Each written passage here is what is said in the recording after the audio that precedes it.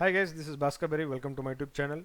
And in this video, we are going to cover basics about Kafka in the high level. Um, so, just to let you know what is Apache Kafka, you might know like how does it works and where does it came from, and where does it fit into the actual Echo enterprise data systems integration systems. So I'm going to explain you in the high level of those terms.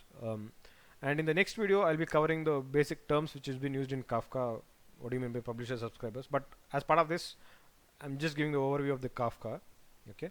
So Apache Kafka is an open source streaming processing software for collecting the data, processing, storing, and analyzing the data at a scale. Um, when I say at a scale, since it is in a distributed systems where we can have multiple brokers accumulated to transfer the data or receive the data um, to that. So how it works basically, how this structure works is basically we'll be having some message producer. Messages we meaning like data, actual data. The publisher produces the messages and sends the data to a Kafka cluster, which is nothing but a group of brokers.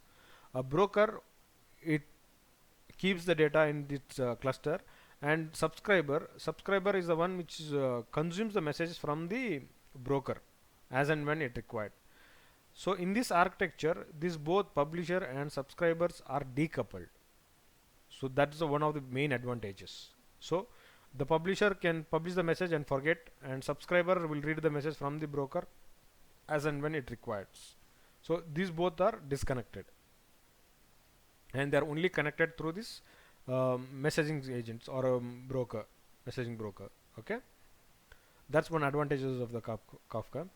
And when you want to know like where it came from, generally it was designed by the LinkedIn for solving the data integration problem. When I say data integration problem, what was that? If you see the next image here, we have several applications, application 1 to 8. So the application 1 wants to send the data directly to application 5, 6, 7, 8, and application 2 also wants to send the data to multiple applications like 5, 6, 7, 8 without the involvement of Kafka. Then the problem would be like there would be multiple connections to connect to the remaining applications here. So in the network, some connections might break at the time. So to handle such a such a disconnected networks is very difficult to achieve that. So to overcome that difficulties, we Apache Kafka has provided the Kafka cluster or broker in between them, where the source systems will be sending the data to broker, and the target applications will read the messages whatever it required from that missions. The same, all the applications can read the same data or different data based on its requirements. Okay, so that network problem has been solved using this Apache Kafka here. On a higher overview, we can partition that Kafka into 5 different components basically. One is Kafka broker, which acts as a central server systems, and the Kafka client, which acts as an API for the producer and consumers, and it for integrating in various application. It basically acts as a library. And Kafka Connect, it solves the data integration problems. How it solves is by using this, but how does it they connect it is by the providing different connectors. For example, we have a JDBC connector for connecting the application. Apart from JDBC, we also have different connectors like, for example, we have the source connectors, sync connectors. There's several connectors here. You can go through them if you are interested in that. Okay, so the most popular one are like S3, JDBC3, Cassandra, to name few. So they have multiple these things for these connectors. So that using those connectors, they'll be integrated in the Apache Kafka. Okay, and the Kafka streams. This is for streaming the real-time data.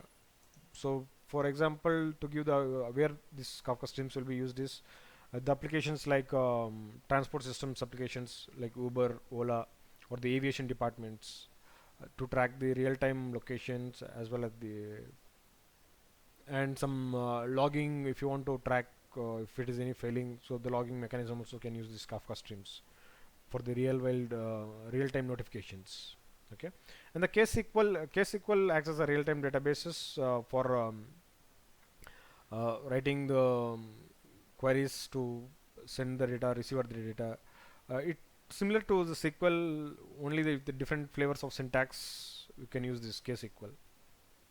Okay. Thank you for watching. Please do subscribe my YouTube channel.